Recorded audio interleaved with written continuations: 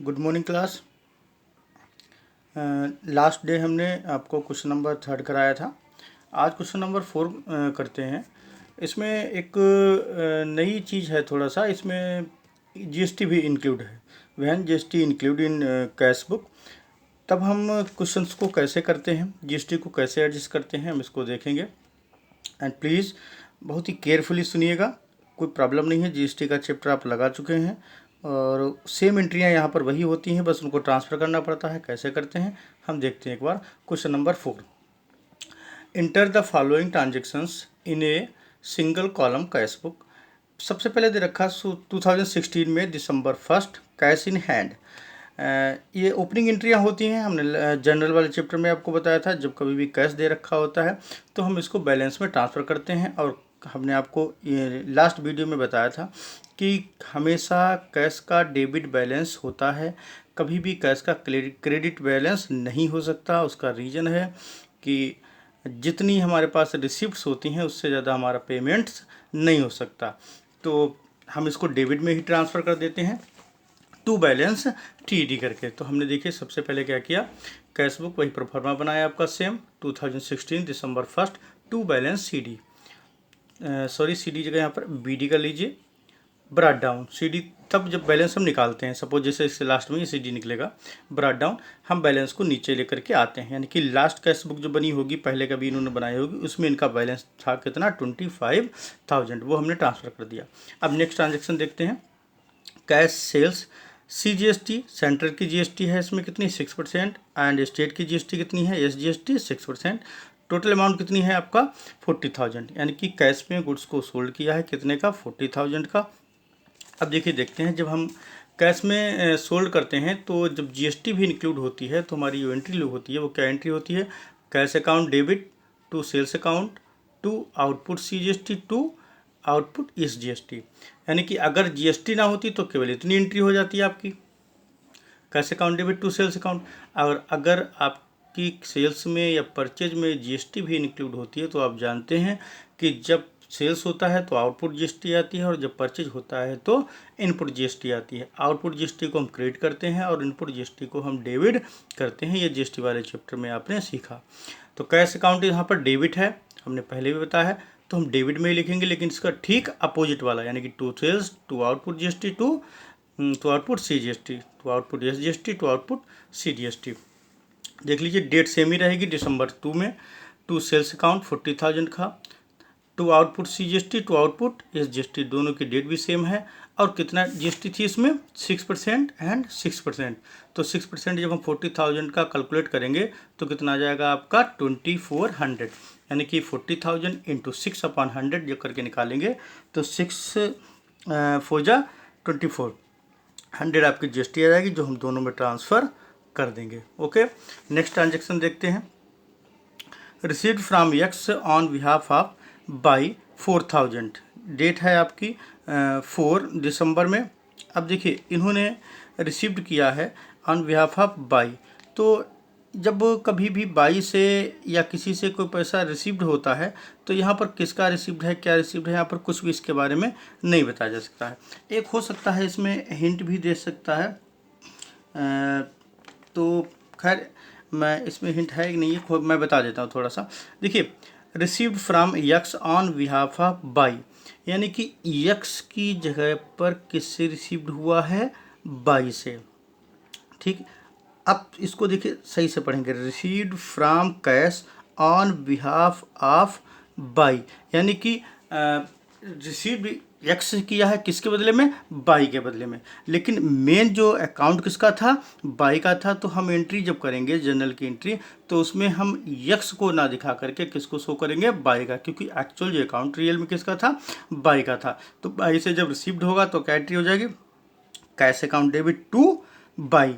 अब cash debit है तो हम अब डेबिट में लिखेंगे और उसका अपोजिट क्या लिख देंगे, टू बाई दिसंबर 4 में कितना है 4,000।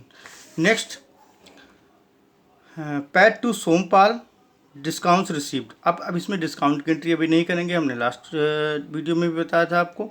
उसका रीज़न है कि ये आपकी सिंगल कॉलम कैश बुक है, जब डबल कॉलम कैश बुक बनेगी तब हम डिस्काउंट को भी रिप्रेजेंट करेंगे। यहाँ पर पैड टू सोमपाल, सोमपाल को कैश पैड किया गया है, तो जब पैड करेंगे तो सोमपाल डेबिट हो जाएंगे, टू कैश अकाउंट हो जाएगा, यानी कि Sompal debit to cash account. अब टू कैश है यानी कि क्रेडिट है कैश, तो कैश जब क्रेडिट है तो हम क्रेडिट में ही लिखेंगे 2016 दिसंबर 9 बाई सोमपाल। कितनी अमाउंट आ जाएगी भाई? 4900, यानी कि 4900 रुपीज़ टोटल इसमें ट्रांसफ़र कर देंगे। सिंपल है। एंट्री में जनरल, अगर आप देखिए एक जर्नल फिर जीएसटी इसके बाद आपका कैश बुक, ये सब एक दूसरे पर बेस्ड हैं, यानी कि जनरल पर जीएसटी बेस्ड है और जनरल और जीएसटी पर आपका कैश बुक बेस्ड है। तो अगर आपके लास्ट चैप्टर अगर आपने नहीं कंप्लीट किए हैं, उनको रिवाइज नहीं किया है ढंग से, तो प्लीज़ उसको एक बार रिवाइज करिए। अगर कोई प्रॉब्लम है तो मैं बार बार बोल रहा हूँ, तो मुझे प्लीज़ बताइए, उसको इन्फॉर्म करिए ताकि मैं आपको उसका सलूशन दे सकूँ। नेक्स्ट है रिसीव्ड फ्रॉम विजय कुमार 7800। अब सिंपल सा है, अगर रिसीव्ड विजय कुमार से तो कैश रिसीव्ड हुआ है तो cash account debit to Vijay Kumar. कितना है? दिसंबर 12 में। कैश डेबिट है तो डेबिट में आ जाएगा टू विजय कुमार 7800। कोई प्रॉब्लम नहीं है। सेम नेक्स्ट देख लीजिए, brought goods for cash, CGST 6% है, ESGST 6% है। अब इन्होंने गुड्स को परचेज किया है, कितने का? 20,000 रुपीज़ का, और GST भी इंक्लूड है। तो परचेज की एंट्री क्या होती है? Purchase account debit to cash, लेकिन GST भी है तो purchase account debit to input CGST to input ESGST to cash account. हमने आपको बताया जब परचेज होगा तो GST इनपुट में आती है और जब सेल्स होता है तो GST आउटपुट में, यानी कि क्रेडिट हो जाती है।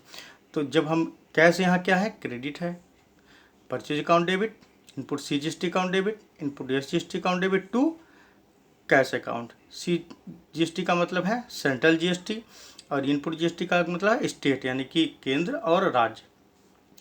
कैश क्रेडिट है तो हम क्रेडिट में लिखेंगे, लेकिन इसका अपोजिट वाला, by purchase by input CGST by input SGST। ये देख लीजिए same, by purchase by input CGST by input SGST। Total कितने का परचेज था? 20,000 रुपीज़ का, और 20,000 रुपीज़ का 6% अगर हम कैलकुलेट करेंगे तो कितना आ जाएगा? 1200 एंड 1200, यानी कि 1200 CGST में, 1200 SGST में ट्रांसफ़र कर देंगे। अब नेक्स्ट है आपका paid cartage, CGST 6% and SGST 6%। Cartage एक होता है, कार्टेज मीन्स होता है ढुलाई, माल की ढुलाई। जो गुड्स हम लेकर के आते हैं उसको जो हम उसके लाने का जब हम भाड़ा देते हैं, जो किराया देते हैं, वो इसमें ट्रांसफ़र किया जाता है। तो ये गुड्स की जो ढुलाई होती है, एक तरीके का भाड़ा कह सकते हैं, गाड़ी भाड़ा इसको बोल सकते हैं हिंदी में। तो कार्टेज एक्सपेंडिचर होता है, एक्सपेंसेज होता है। और GST में हम आपको बता चुके हैं कि परचेस और जितने भी एक्सपेंडिचर होते हैं उनके साथ में इनपुट GST आता है, और सेल्स और जितनी भी रिसीव्ड, यानी कि जितनी प्राप्तियां, जो प्रॉफिट्स होते हैं, उनके साथ में आउटपुट GST होता है। चूँकि ये कार्टेज एक्सपेंडिचर है तो हम by cartage account debit, input CGST account debit, input SGST account debit to cash हो जाएगा। तो टू कैश क्रेडिट है तो by cartage by input CGST by input SGST। Cartage total कितने का था? 1,000 रुपीज़ का। 1,000 रुपीज़ का अगर आप 6% निकालेंगे तो कितना? 60 रुपीज़ एंड 60 रुपीज़। नेक्स्ट देख लीजिए, remitted to Dharamvir and discount allowed by him 120।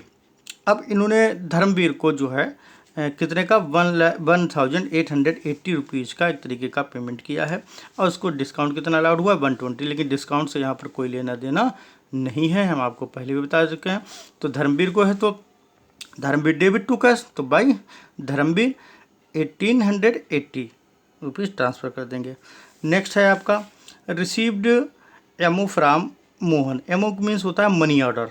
Money order आप जानते हैं, बाई डाक जो कैश रिसीव्ड होता है। मनी ऑर्डर एक तरीके का कैश होता है, मनी मीन्स ही कैश होता है, आप जानते हैं। Order received money order from cash, तो मनी ऑर्डर कैश का रूप माना जाता है। तो जब कभी कभी हम एंट्री करते हैं तो सिंपल सा है, जो भी एंट्री करते हैं तो कैश अकाउंट को डेबिट करते हैं, क्योंकि ये रिसीव्ड हुआ है। तो cash account debit to Mohan, तो कैश डेबिट है तो क्या लिख देंगे? डेबिट में टू मोहन, उसका ठीक अपोजिट वाला 500 रुपीज़। ठीक, इसके बाद नेक्स्ट देखेंगे। नेक्स्ट देख लेंगे borrowed from Mahavir. Borrowed means होता है लोन। जो हम किसी से उधार कर्जे के रूप में जो भी पैसा ले लेते हैं वो बोरोड में ट्रांसफ़र किया जाता है, लोन के रूप में माना जाता है। तो यहाँ पर देख लीजिए लिखा है 27 दिसंबर में to root from Mahavir. Mahavir का जो है इसमें लोन है, कितना है टोटल 7500 रुपीज़, 7500 रुपीज़ में है। तब हम ट्रांसफ़र करेंगे तो सिंपल सा है, जब लोन है तो आप जानते हैं कि cash account debit to Mahavir loan account. Loan account की एंट्री हमने आपको जनरल में बताई है, अगर ना याद हो तो एक बार फिर से देखिए, फिर भी कोई प्रॉब्लम हो तब हमको बताइए ताकि हम दोबारा उसको बता सकें। टू महावीर लोन अकाउंट यानी कि cash account debit to Mahavir loan account, loan के रूप में कैसे लिया तो कैश डेबिट हो जाएगा। अब किसका लोन है, महावीर का, तो टू महावीर लोन्स के अकाउंट नाम, टू महावीर लोन्स के नाम से इसको क्रेडिट कर देंगे 7500, क्योंकि कैश डेबिट है तो लिखेंगे डेबिट में, लेकिन इसका ठीक अपोजिट वाला। नेक्स्ट है रिसीव्ड फ्रॉम भूषण, भूषण से इन्होंने 3900 का है, एंड डिस्काउंट है अलाउड, डिस्काउंट से हमारे यहाँ एंट्री नहीं होनी है, तो रिसीव्ड है cash account debit to Bhushan हो जाएगा, तो कैश डेबिट है, फिर से हम अपोजिट वाला लिख देंगे दिसंबर 29 में टू भूषण। लास्ट ट्रांजैक्शन है आपका paid to Lalit 2700 in full settlement of his account 3000। अब फुल सेटलमेंट के बारे में हमने आपको पहले भी बताया है, जब कभी फुल सेटलमेंट वर्ड लगा होता है तो इट्स मीन्स होता है कि वहाँ पर डिस्काउंट है। अब 3000 में से अगर 2700 रिसीव्ड हुए हैं, सॉरी पैड हुए हैं, तो इसका मतलब 300 रुपीज़ का डिस्काउंट जो है वो हमने रिसीव्ड किया है, लेकिन यहाँ पर डिस्काउंट की एंट्री होनी नहीं है।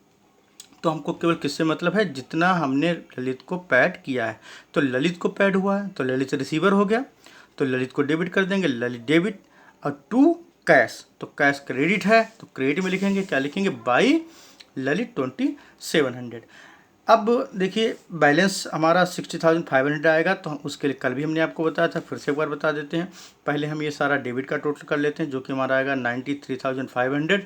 फिर हम यहाँ तक का, अभी तो आपका कैश नहीं आया, ये तो मैंने लिख दिया, ये सारी इनका सबका टोटल कर लेंगे, जो भी आपकी एंट्रियाँ हैं वो कितनी, उसका टोटल कितना आ जाएगा 33,000।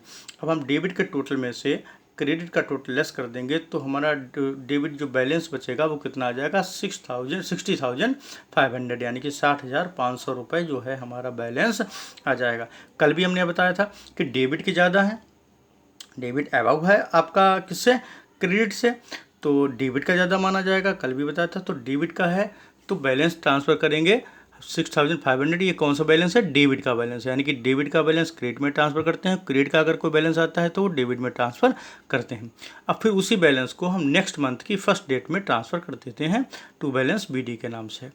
यही बैलेंस अगर जैसे आपने ऊपर लिखा था टू बैलेंस बीडी, अगर नेक्स्ट क्वेश्चन इसी का आगे करना हो और इसी क्वेश्चन का पार्ट हो, तो यही टू बैलेंस बीडी करके ये नेक्स्ट क्वेश्चन में चला जाता है। उसके आगे जो भी कैश के रिसीव्ड या कैश के जो पेमेंट्स होते हैं वो लिख दिए जाते हैं। इसमें कुछ और नया नहीं था, बस जीएसटी इसमें इंक्लूड थी, तो जीएसटी वैसे ही एंट्री करते हैं जैसे आप जीएसटी वाले क्वेश्चन में करते थे, बस उनको ट्रांसफ़र करते हैं। ट्रांसफ़र करते समय आपको ध्यान रखना है कि कैश बुक में कैश का नाम नहीं आएगा, बस इतना सा ध्यान रखना है आपको, उसका ठीक अपोजिट वाला लिखते हैं। अगर डेबिट में है तो लिखेंगे डेबिट में ही, लेकिन उसका ठीक अपोजिट वाला। सिंपल मेथड है, टेक्निकल मेथड भी कह सकते हैं इसको, सिंपल तरीका है, सीख सकते हैं। और अगर क्रेडिट है कैश तो क्रेडिट में ही लिखेंगे, लेकिन उसका ठीक अपोजिट वाला। तो बाकी इसमें कुछ नया नहीं था, लेकिन आप लोग नेक्स्ट क्वेश्चन प्लीज़ होमवर्क में करें और उसको करने के बाद मेरे पर्सनल व्हाट्सएप पे उसको सेंड करें।